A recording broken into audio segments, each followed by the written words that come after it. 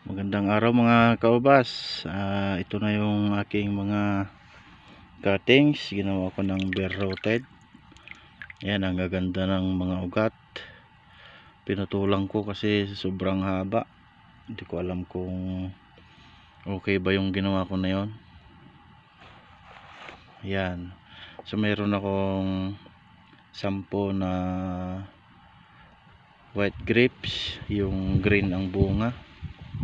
Ito naman yung black grapes, 10 rin. So ipapa ship ko na bukas dyan sa Pilipinas. Abangan na lang natin, sana ay mabuhay sila. Yan, so lalagyan ko ito ng tawag doon, yung kukupit. Yan, ang gaganda ng mga ugat, ang dami, pero matagal na kasi ito, nasa 5 to 6 months na yata na naka ano dyan, kalagay sa pot.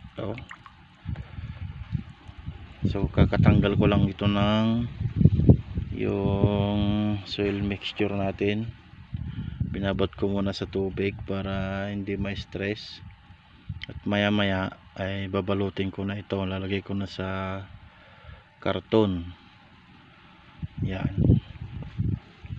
sana may mag-survive para makapag bahagi ako sa inyo mga kaubas. So sa 10 lang muna, marami pa ako dyan. Ayun, susubukan ko tong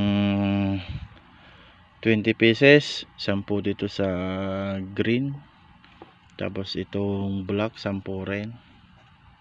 Yan, pag naparami ko ito sa Pilipinas ay bibigyan ko kayo mga kaubas.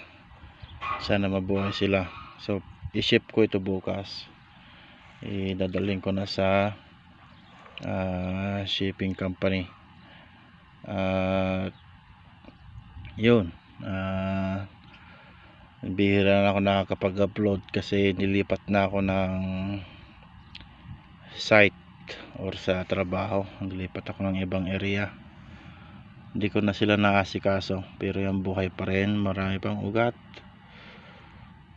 So yun, at babalutin ko na sila mga kaubas. Bye bye.